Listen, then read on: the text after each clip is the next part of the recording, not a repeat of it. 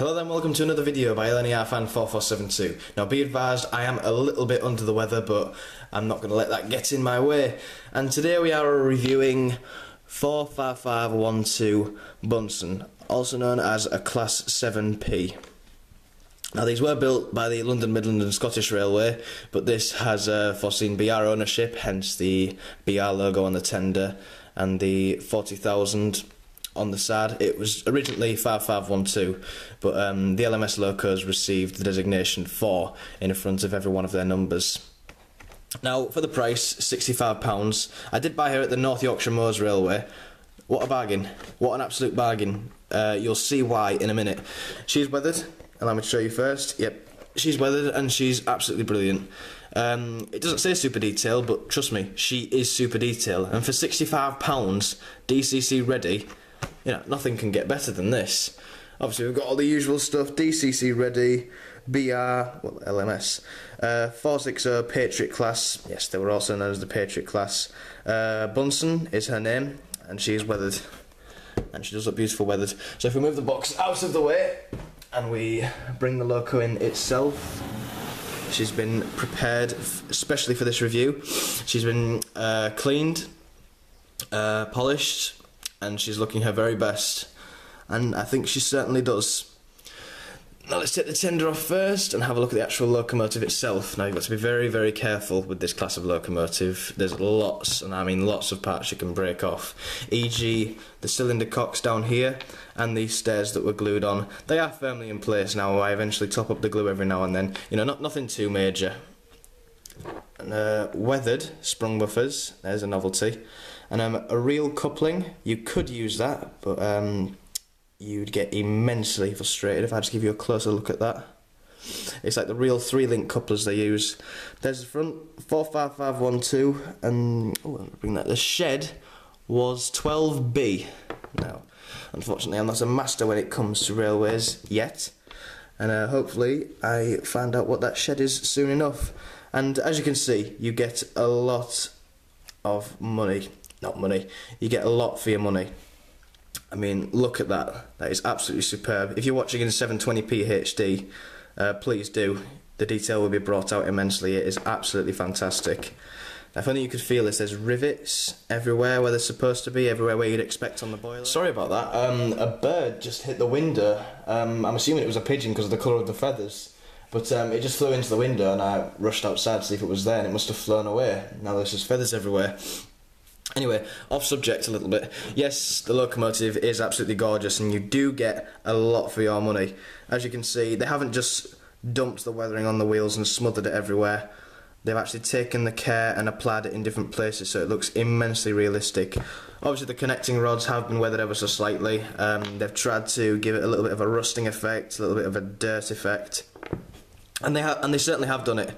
And we've got all these instruments, which I assume for measuring steam in the boiler, measuring the pressure, all that just there. And we've got our reverser, which goes into the cab, very important indeed. And the connecting rods on these, they work just like they do in real life, apart from the reverser here. That is also part of the reverser. But they just go around like you would actually expect in real life. Like some of the Bachmann and Hornby models, you know, it sometimes varies, but sometimes they don't go around this rod here. I don't know what it's called, but it doesn't go around the main one fully, and it just looks so much better when it goes around fully. But one of the sides on this loco seems to have gone south. I'll explain that to you right now, because this connecting rod here moves like the bulliards, like the Southern Pacific bulliards do. So it stretches all the way back, and it just looks rather strange. I've been meaning to fix that, but obviously you don't want to damage the connecting rods like this. We've got a nice double chimney, no copper on there like the Great Western Castles, but it's not a massive compromise. And this was made in about 2008, and what you're about to see for 2008 must have been absolutely breathtaking. Can we have some focus, please? That's it, look at that. Now I know the lighting isn't brilliant, but that is absolutely fantastic. I was astounded when I saw this. I wasn't expecting £65 out of this. It just looks absolutely brilliant. Now, the main star out the way, let's have a look at the tender. The tender is the Stanier tender. A very good looking tender indeed, much better looking than the LNER tenders. I think it's got some style to it, and this is slightly weathered. The underframe is weathered, the lower part of the body is as well, and so are the handrails. But we're quite lacking in detail when it comes to the front of the tender. Now, obviously, you're not going to be seeing it much, but you know, you don't see the cab much either in the details there. So we could expect a little bit more detail there. Maybe just some painting on these reverses, I think they're for the handbrake and controlling the water to allow it to go through the boiler. Now I have got some realistic coal in here. I think it's from Noch, the realistic coal, and realistic it is. It looks absolutely brilliant. Now I'm not going to tip the tender upside down because obviously it would all fall out. Trust me, I've been through that many times, and it's very frustrating. The back, once again, it's weathered, and we've got some nice little plates there. I wish the lighting was a bit better so we could see, but from what I can make out, the top one says LMS. Obviously that's its patent number, I assume. And there we've got, I think it's 4,000 gallons. Now you wouldn't expect 4,000 gallons to fit in something like this. It was a truly remarkable tender.